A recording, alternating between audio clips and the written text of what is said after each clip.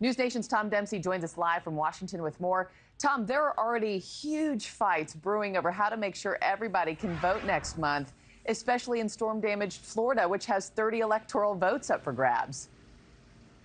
Absolutely. Good morning from the White House, Markie. Still a lot could change in the coming days as crews continue to survey the damage. But voting rights groups, some of them have gone to federal court to try and reopen voter registration, which ended on Monday. A federal judge shot down that request, and Florida Governor Ron DeSantis has also refused to extend the deadline. But those activist groups may try to appeal that, claiming thousands of voters could have missed the deadline because of the back-to-back hurricanes.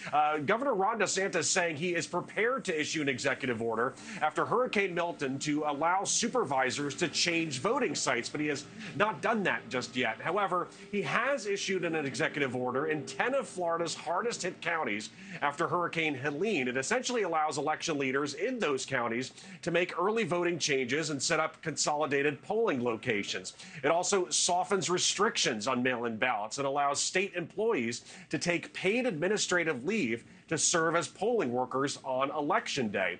Despite the widespread damage, though, across Florida, with its 30 electoral votes, analysts still predict the state will very much go in favor of former President Donald Trump, especially with a reported 5.3 million active registered Republican voters. And just to put that in perspective, that's about a million more than Democrats in this state. So again, that's going to be a state Republicans hope to win in November. Yeah. And Tom, what about those impacted in North Carolina? We know a couple of voting sites there were actually flooded.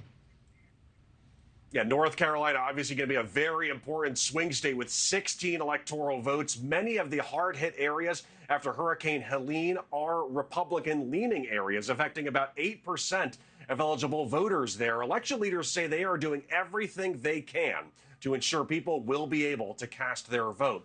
14 voting sites reopened Monday in North Carolina after only 2 election sites were severely flooded.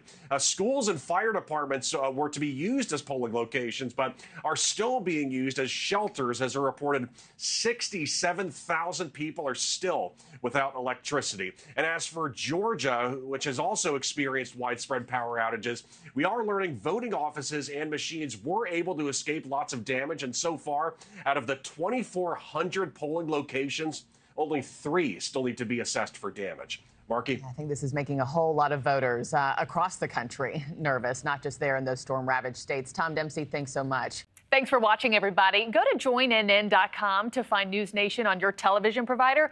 Also, don't forget to click that red subscribe button below to get more of NewsNation's fact-driven, unbiased coverage.